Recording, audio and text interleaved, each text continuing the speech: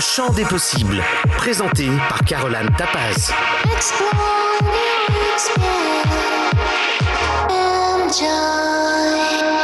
Bonjour à tous, bienvenue dans le 5e épisode de notre podcast. Alors, la question du jour. Vous avez dit que l'anorexie est un suicide lent. Je suis anorexique, mais je vous assure que je ne veux pas mourir. Je voudrais m'en sortir, mais comment ? Alors c'est une vaste question qui ne peut bien évidemment pas être répondue sur un simple podcast en quelques minutes, mais par contre c'est quand même un sujet que je connais bien pour avoir traité avec succès de nombreux cas de jeunes filles avec des troubles du comportement alimentaire, que ce soit l'anorexie ou la boulimie.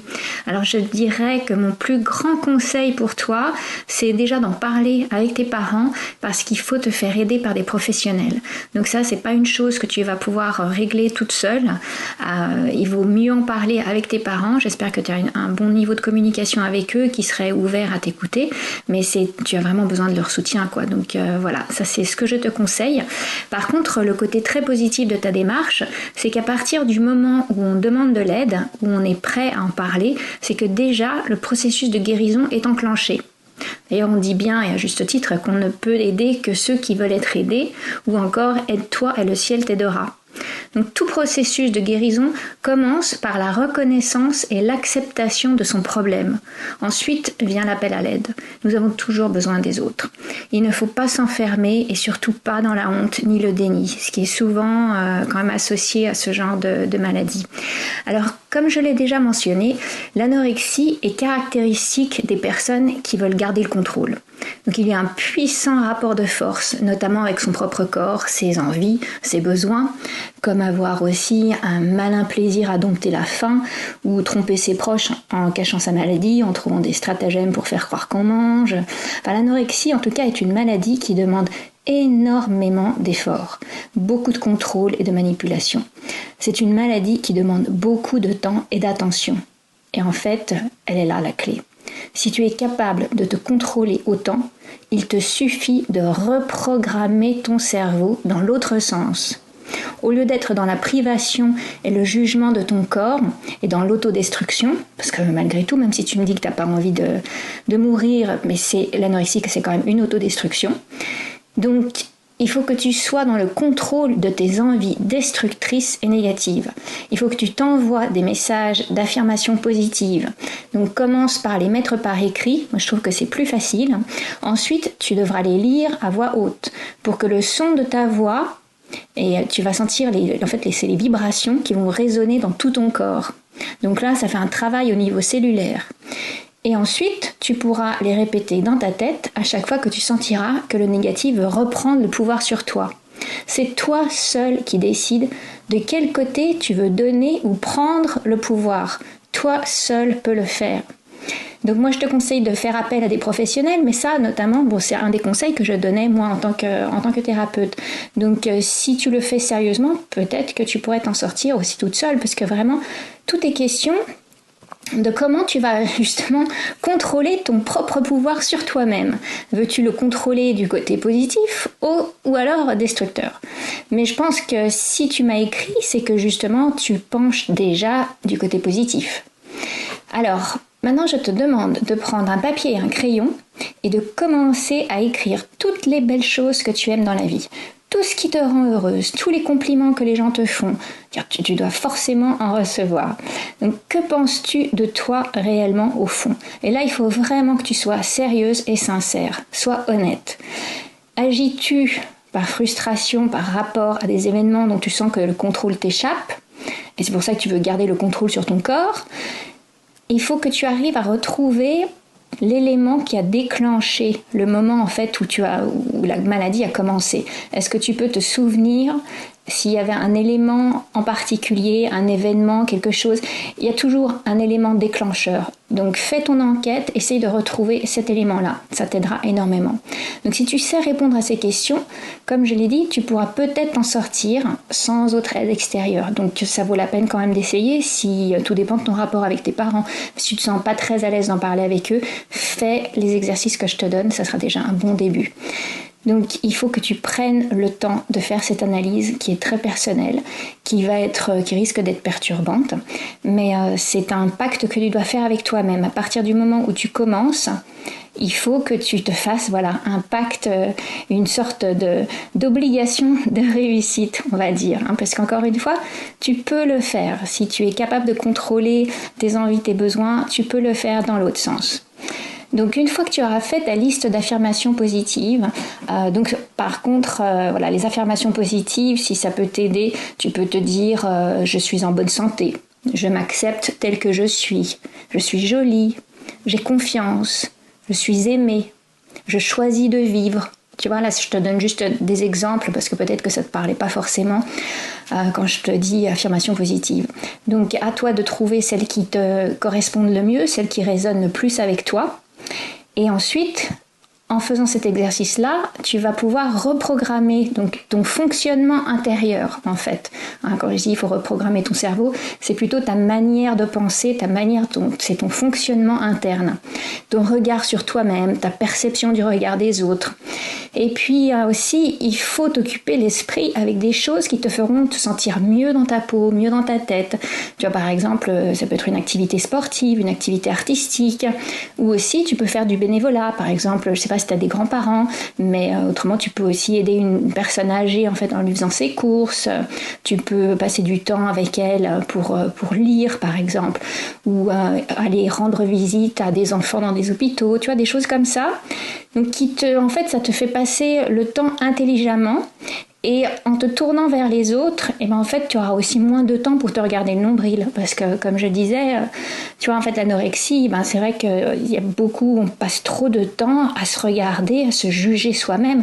Donc, si tu passes plus de temps à t'occuper des autres, tu auras, si tu passes moins de temps dans le miroir, je pense que tu arriveras au bout d'un moment à changer ta vision sur toi-même. Tu vois, ce qu'il faut, c'est surtout ne pas t'isoler. Il faut que tu apprennes à te voir en fait dans le regard des autres. Et puis, donc si à la fin de la journée, tu as un sentiment de satisfaction, après avoir rendu service à quelqu'un, après avoir fait des choses bien, tu vas voir que ton cerveau va s'habituer à cette sensation. En fait, c'est un truc chimique qui se passe et que tu vas produire plus d'hormones du plaisir, du bonheur. Tu vois, la satisfaction, en fait, tu vas produire plus de sérotonine. Donc ça, c'est un antidépresseur naturel. Donc pas besoin de médicaments, tu vois, tu peux faire ça, toute seule. Alors en fait, pour résumer, tu vas apprendre le lâcher prise. Et là, c'est comme si tu allais ouvrir la porte d'un royaume merveilleux. Et donc ça me permet d'enchaîner sur le thème d'aujourd'hui. Peut-on croire au miracle? Alors sans parler de religion, puisqu'à T8N, nous ne parlons de rien qui soit religieux. Mais évidemment qu'on peut croire au miracle, puisque c'est justement accepter de ne pas tout contrôler. C'est être ouvert au merveilleux, ouvert à l'extraordinaire. Qui a envie d'être ordinaire et coincé dans des préjugés? Croire au miracle, c'est accepter de croire que l'impossible est possible. Alors évidemment qu'il faut croire au miracle. Bon après, il faut aussi savoir faire la part des choses et rester réaliste. Sinon, on court à la désillusion, la frustration, etc. Donc aujourd'hui, pour parler de ce sujet, nous avons une invitée spéciale, Christine Simon, qui est la fondatrice et directrice de la marque de cosmétiques française 100% naturelle, Indemne. Alors c'est une marque que j'adore. Donc la semaine dernière, j'ai parlé de l'importance de s'occuper de soi pour se sentir bien dans sa peau et forcément ça passe aussi par l'esthétique et la cosmétique. Alors bonjour Christine, j'adore vos produits et par exemple les jeunes qui achètent la lotion Déboutonnez-moi, peuvent-ils s'attendre à des miracles et que pouvez-vous dire aux jeunes qui nous écoutent? Il est clair que nous, on est surtout sur des preuves scientifiques au niveau des actifs et que concrètement, le miracle, nous, c'est plutôt de l'efficacité, voire de l'efficience. Donc, c'est vrai que en fonction des peaux, il y a des peaux qui vont réagir très rapidement, c'est-à-dire que en l'espace de 24 heures, elles vont appliquer, et là, vous avez cité le produit Déboutonnez-moi, donc c'est vraiment pour les boutons, les imperfections, l'acné. Elles vont le poser et c'est vrai que le bouton, dès le lendemain, en quasiment une nuit, va quasiment disparaître. Puis il y en a d'autres peaux, on va dire, qui vont, elles, avoir un peu plus de temps pour voir les premiers résultats. Donc, ce qui fait que chacun réagit différemment. Il faut savoir que nous, on a basé tous nos tests d'efficacité sur 56 jours au minimum. Donc, ce qui fait que concrètement, nous, on peut parler, alors je pourrais dire de miracle ou d'efficacité, voire d'efficience, c'est-à-dire que l'efficience va aller au-delà de l'efficacité attendue du produit par rapport à un consommateur, c'est de pouvoir avoir des résultats au moins au bout de 56 jours. Au moins. Ensuite, il faut, je pourrais dire, si on ne voit pas tout de suite ces résultats, je pense que concrètement, il faut vraiment être persévérant. Parce qu'aujourd'hui, on a beaucoup de témoignages de personnes qui utilisent des boutonnez-moi et qui concrètement, ça va être au bout de 6 mois, 8 mois, voire 1 an, qu'elles ont les résultats. Et c'est vrai que nous, moi, le bonheur que je peux avoir, c'est que quand je reçois des témoignages de jeunes filles qui nous envoient des photos avant et après et qu'elles marquent au bout d'1 an, vous m'avez sauvé ma peau, et moi j'en suis juste ravie et je me dis je continue en tout cas et ça m'encourage à continuer à pouvoir développer des nouveaux produits. C'est formidable. Donc, en fait, ce que vous nous dites, c'est vous encourager à la persévérance. Parce que la personne qui continue pendant 1 an, ça veut dire quand même qu'elle croit toujours au produit, qu'elle ne s'est pas découragée. Voilà, tout à fait. C'est-à-dire que l'objectif de l'immédiateté, aujourd'hui, je pense qu'il faut, surtout au niveau de la peau, où les problèmes de peau ne sont pas uniquement en surface. Comme je dis toujours, moi, la peau, c'est la carte émotionnelle de l'individu. Donc, concrètement, ça peut être les boutons. Si je prends le cas des boutons, aujourd'hui, c'est plein de choses qui peuvent ressurgir à travers la peau. Ça peut être sa façon de manger, ça peut être de la fatigue, ça peut être du stress, ça peut être des baisses de défense immunitaire, ça peut être des problèmes de foie. Donc concrètement, c'est pas uniquement, je pourrais dire, esthétique. C'est que quelquefois il y a des explications pourquoi ma peau est dans cet état. Et donc la persévérance, quelque part, ça permet de pouvoir dire je persévère en tout cas dans le choix, dans mon choix, parce que j'y crois, parce que concrètement il y a de l'efficacité qui peut être prouvée et je continue pour pouvoir en tout cas avoir les résultats escomptés sur ma peau. C'est formidable. Alors parlez-nous un petit peu plus de vos produits là, parce qu'on parle de déboutonnez-moi. Quels autres produits proposez-vous dans la gamme, en particulier pour les jeunes, puisque ce podcast s'adresse aux jeunes? Oui. Alors au niveau des jeunes, je pourrais dire que les peaux des jeunes sont souvent mixtes. Donc il y a un côté avec les sébums, voilà, donc le côté bouton, les peaux grasses. Et puis quelquefois on peut aussi avoir le contraire, c'est-à-dire des jeunes qui ont la peau très sèche. Donc parce que soit ils se nourrissent pas assez bien, soit parce que c'est un problème de nettoyage également, soit il s'essuie mal, parce que aussi c'est des explications. Lorsqu'on laisse trop d'eau sur sa peau, la peau s'assèche. Donc c'est aussi des premiers petits gestes à faire, c'est d'utiliser des serviettes douces, de bien s'essorer, de bien s'essuyer la peau, et ensuite s'appliquer, je pourrais dire, une huile, au contraire d'un lait, sur la peau. Pourquoi ? Parce que l'huile va permettre de pouvoir travailler sur la respiration de la peau, et donc la peau, l'eau va pouvoir remonter à travers le derme et l'épiderme, et donc va pouvoir concrètement se nourrir de façon individuelle au niveau de la peau. Mais c'est très intéressant tout ça. Est-ce que vous faites des tutoriels, comme on dit, justement par exemple sur YouTube, pour expliquer justement aux jeunes, parce que là apparemment, comme vous parlez qu'il y a des problèmes de nettoyage, tout ça, tout le monde ne sait pas comment vraiment bien nettoyer sa peau. Donc est-ce que vous expliquez, même dans votre petit dépliant, dans la notice qui est vendue avec le produit, est-ce qu'il y a une explication? Est-ce que vous faites des tutoriels? Est-ce que vous expliquez aux jeunes, vous leur apprenez comment bien traiter leur peau, comment bien la nettoyer, comment bien la soigner? Voilà, tout à fait. Alors c'est vrai que la base même, c'est le nettoyage. Il est clair que concrètement, une peau qui est pas nettoyée, pas assez soignée, va déclencher des impuretés, des points noirs, des points blancs, des boutons, voire des micro-kystes. Donc ce qui fait que concrètement, c'est la base, c'est le premier, c'est le nettoyage. Et nous, on a mis en place donc sur YouTube, en effet, tous les protocoles de soins, donc des soins pour le nettoyage, pour tout ce qui est peau abîmée, les peaux irritées, les peaux à boutons, et on montre de quelle façon, donc les gestes à réaliser pour bien nettoyer sa peau de façon efficace. Bravo. Alors ça, vraiment, vraiment belle initiative. Merci beaucoup. J'ai vu aussi que vous aviez sorti dernièrement un produit pour la cellulite. Alors ça, c'est plus pour les filles, hein, c'est pas un problème de garçon, avec des ventouses. Alors déjà, comment est-ce que vous avez eu l'idée de cette ventouse, et puis est-ce que vous avez vraiment des bons retours sur sur ce produit? Qu'est-ce qu'on peut attendre vraiment au niveau des résultats, à peu près sur la longueur? Est-ce qu'il faut l'utiliser 1 fois par semaine, 3 fois par jour? Parlez-nous un petit peu de ça, parce que la cellulite, c'est quelque chose aussi qui complexe beaucoup les jeunes filles. Tout à fait. Alors c'est vrai que la cellulite va surtout arriver au moment de transformation hormonale, donc quand le corps évolue, et en effet c'est plutôt les femmes qui sont touchées, parce qu'aujourd'hui, si je prends le cas de la France, c'est 92% des femmes qui sont touchées, voilà, exactement. Et alors on dit que les hommes n'y sont pas, mais en tout cas ceux qui veulent bien le déclarer, c'est 2% des hommes aujourd'hui qui sont touchés par la cellulite. Donc c'est vrai que c'est peu, mais voilà, c'est vraiment les chiffres en tout cas déclaratifs. Je croyais pas qu'ils avaient les mêmes cellules graisseuses que les femmes et que c'était vraiment quelque chose qui nous était réservé, mais non. Oui, tout à fait. Il y a des hommes qui ont la cellulite sur les fesses, et voilà, surtout sur les fesses. D'accord. Voilà. Donc c'est vrai que nous on a travaillé sur un actif, donc surtout à base d'huile. Alors nous on travaille avec de l'huile essentielle, hein, comme vous savez, et donc on a travaillé sur des huiles essentielles telles que par exemple l'hélicryse, le pamplemousse, qui sont extraordinaires pour tout ce qui est microcirculation, circulation, tout ce qui est diurétique, et qui va permettre de pouvoir casser les lipodiums. Donc là je suis un petit peu technique, mais il faut savoir que la couche de la peau, c'est trois couches, hein. On va avoir l'épiderme, le derme et donc l'hypoderme, et au niveau cellulitique on va retrouver la cellulite au niveau de l'hypoderme, et donc l'objectif avec les huiles essentielles, c'est de venir comme c'est volatile, ça va traverser ces couches cutanées et ça va venir grignoter. Alors, je vous l'imagine, l'image, hein, c'est que ça va venir grignoter la partie des lipodiums, donc ça va casser les nodules cellulitiques. Donc notre produit a été plusieurs fois primé, Libéré l'Orange, et donc l'objectif c'est de venir travailler sous forme de massage, de haut en bas à chaque fois, parce qu'on part toujours du bas vers le cœur en massage, et l'objectif c'est de masser les zones rebelles, on va dire, là où s'est logée un petit peu cette cellulite.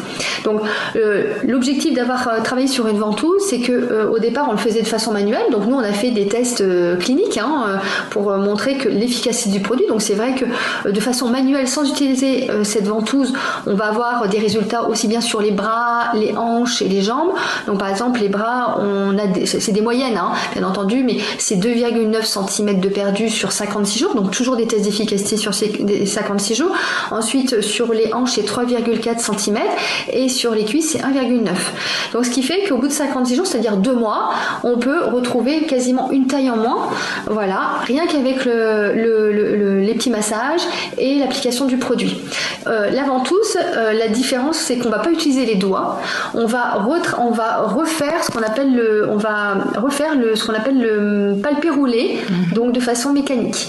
Donc avec cette ventouse, ça va permettre de pouvoir aspirer, voilà, alors facilement, hein, voilà, parce qu'on le fait soi-même, c'est un automassage, on va aspirer ces 3 couches surtout, et on va tirer toujours du bas vers le haut pour drainer, voilà, avoir un effet tenseur et draineur sur la cellulite. Ensuite, la cellulite, elle s'évacue de façon naturelle, d'accord? Oui, j'allais vous demander justement comment est-ce qu'elle s'évacue, qu'est-ce qu'elle devient cette cellulite? Voilà. Donc elle s'évacue de façon naturelle. D'accord. Et donc l'objectif, bien sûr, c'est toujours de boire après une séance de massage. Pour bien éliminer. Voilà, exactement. Donc l'idéal, c'est de pouvoir faire le matin et le soir, voilà. Et si on peut pas faire le matin parce que on est occupé, on va à l'école, on est en scolarité, on est étudiant, l'objectif c'est de le faire au moins le soir, au moins le faire 1 fois par jour.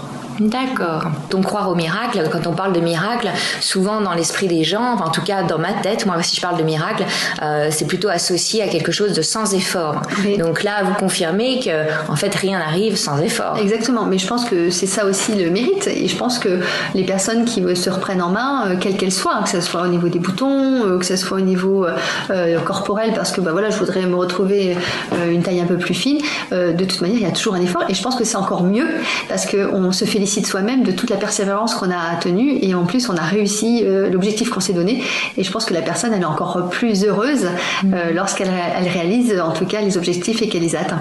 Tout à fait. Alors en parlant d'être heureux, donc tout l'intitulé de vos produits font sourire, donc c'est aussi ça fait partie de l'image de votre marque et de votre philosophie de dédramatiser les problèmes de peau. Est-ce que c'est vous qui trouvez ces noms, Libéré l'Orange, Déboutonnez-moi? D'où vous viennent ces idées? D'où vous viennent ces idées? Alors l'objectif pour moi, c'est toujours une peau qui rit est à moitié guérie.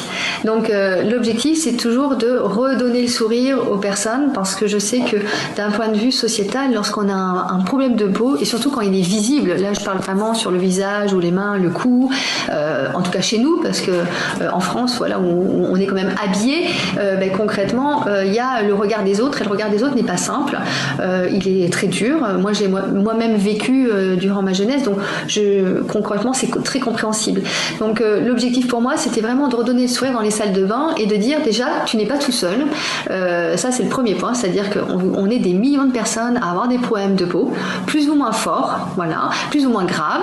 Moi, mon objectif, c'est quand même de traiter les petits pépins de peau, voilà, qui nous enquiquinent en fin de compte au quotidien.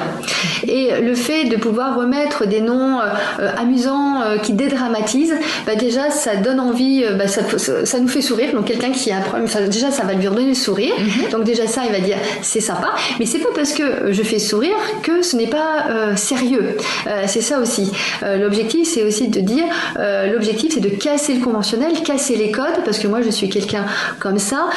L'objectif, c'est de pouvoir dire il existe des alternatives aujourd'hui à ce qui existe à la pétrochimie au niveau des produits, et donc cette alternative, c'est d'apporter du naturel qui permette vraiment de pouvoir redonner le sourire, et en tout cas trouver des solutions par des soins naturels, 100% naturels, 100% français. 100% français, voilà, oui, très bien. Donc je vous remercie beaucoup, Christine Simon, parce que je pense que tout ce que vous faites, c'est formidable pour redonner justement de l'espoir, le sourire, mais pas seulement le sourire, c'est vous donner vraiment de l'espoir aux jeunes, et l'espoir, on en a tous besoin. Donc merci pour tout ce que vous faites, et bravo. Merci Caroline.